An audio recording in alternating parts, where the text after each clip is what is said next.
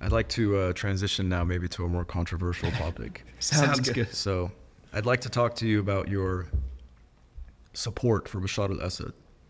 You've described him as a hero, and this has earned you the ire of many Muslim and Arab anti-Assadists. You are now seen as an Assadist. Just by taking a picture with you, I have been called an Assadist, and I'm sure after speaking with you today, people will continue to call me an Assadist. I'll clarify briefly that I'm not an Assadist.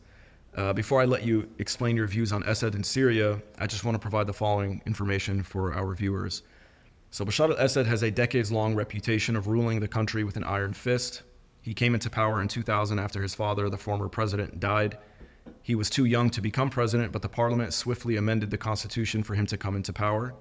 Many critics point to this, among other events such as potentially rigged elections, as evidence that there isn't any real democratic politics in Syria.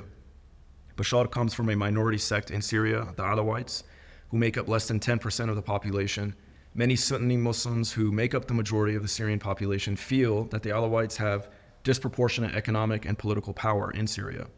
And in 2011, the Arab Spring protests erupted in Syria against Bashar al-Assad.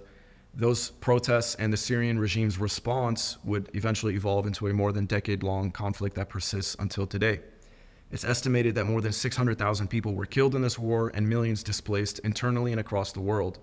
I know many Syrians, some friends of mine, of different faiths and all across the spectrums of religiosity, who don't hold such a flattering view of Assad and his regime. Setting aside the West's intervention, I think most people will admit that the West had an imperialist agenda in Syria. Many would probably even agree that the CIA plotted to have him overthrown. However, they'll say that doesn't take away from the Assad regime's crimes.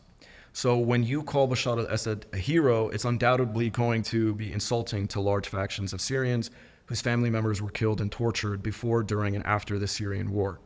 What I'd like you to do now is clarify your position on Bashar al-Assad, tell us why you describe him as a hero, and how you would characterize his governance in Syria.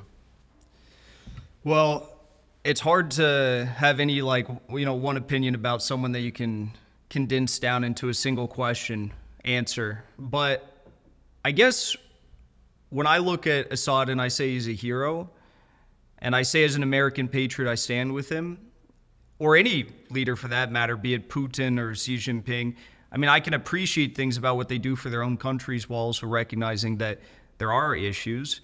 Nothing's perfect. But the main thing that I look at when I look at, the IRGC or Yemen or Putin or Assad is not any of that, how they actually govern their countries, but what are they doing in the struggle against imperialism? Because I do think that's heroic. We've seen far too many good leaders die in the name of struggling against imperialism. Their families tortured, their families killed, entire countries ruined, economies ruined, people forced into starvation and poverty, and then thereafter living decades of generational basically enslavement to Western installed leaders. So, I don't want to live in, Sharia law Iran, right? But I can appreciate what they're doing against the imperialist actors.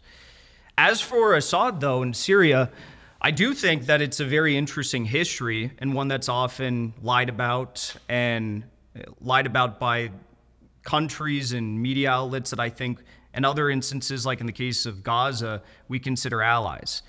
And that's also a subject for another time, I guess, what Al Jazeera has done in terms of the coverage of Gaza. But, basically everything that started in Syria around the time of the Arab Spring, there was some common sentiments of pushing in liberal democratic reforms, stopping some of the corruption of the Assad family, which I think is fair and good, and they have the right to do that. But unfortunately, in the more rural regions of Syria, there was radical elements of Sunni Islam. You have the Salafists and Wahhabist influence that push very radical measures, and there was nothing new. I mean, you could go back to Hafez al-Assad, who was Bashar al-Assad's father, and they had a lot of issues with them, and they eventually squashed them after massacres that were committed against Ba'athist Party members and the Alawites.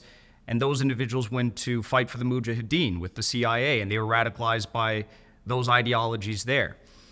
But the problem with Syria is that a lot of the well-meaning people that were fighting for a more just society as they saw it, whether anyone agrees with that or not doesn't matter, they weren't radicalized. Those movements were completely taken over by the extremists.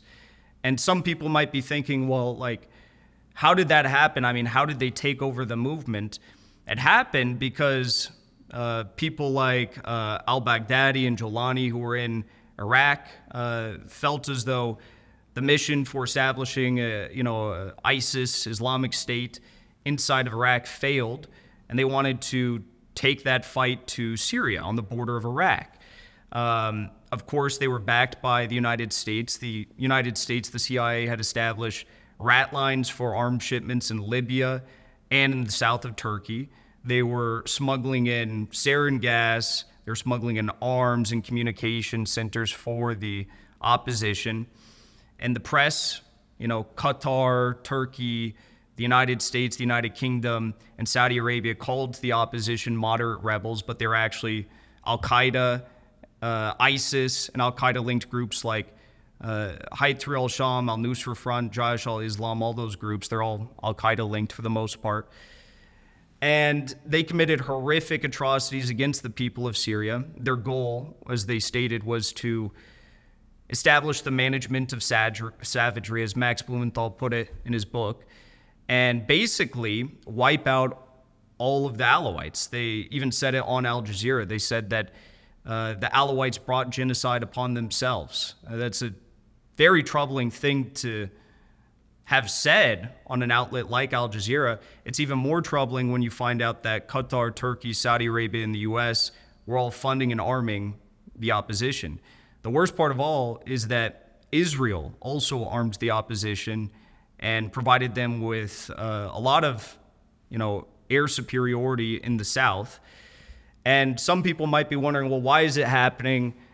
If Assad's really such a bad guy, why are they having to work so hard to take him out? And the fact is that Assad you may like him, you may not, but he was the only Arab League state when this began who was still allied with Russia and still allied with Iran. And a lot of people in Turkey, in Saudi Arabia, Qatar, and the United States were worried that this was going to provide some sort of a deepening of Russian influence in the region. And the Gulf states and Al-Qaeda were worried that it was going to provide the deepening of the Shia influence in the region with Iran as one of their closest allies. So, the war continued on, and people come up to me and they bring this up and they say, but Jackson, what about the chemical attacks in Ghouta and Douma, or the hundreds of others that were alleged to have happened? And we could, I guess, get into details of that if we want, but those are interesting stories too. Like, there was hundreds of these alleged chemical attacks that took place, but they all took place in areas that were controlled by Al-Qaeda and ISIS. So there was no evidence, no proof of anything. There was just allegations.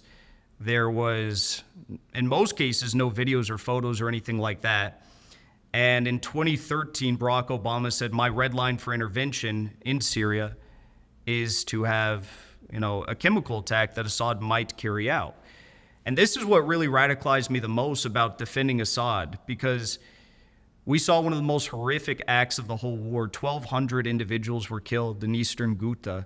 And this was done under the guise, allegedly, of Assad carrying out a sarin gas attack on the people there. But came to be James Clapper, Barack Obama, Seymour Hersh. They all found that it was actually a sarin gas attack that was committed by the moderate rebels, which is all these opposition groups, the Free Syrian Army, Al-Nusra Front. And I guess when I initially was following politics, I was not so sympathetic to Syria and Assad. But when I saw that they were killing hundreds, thousands of people in the name of a false flag attack to try and stop Russia's influence in the region, I mean, that was crazy to me. And to this day, we could talk about Douma later too, but to this day, the one last thing I'll say is that Assad is still struggling against the Western imperialism.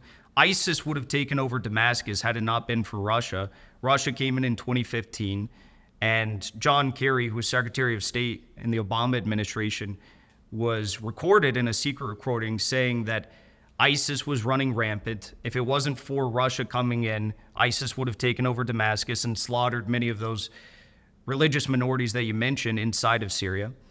It would have been a bloodbath. And Russia was actually triggered to come into Syria because Israel and the United States were backing the moderate rebels.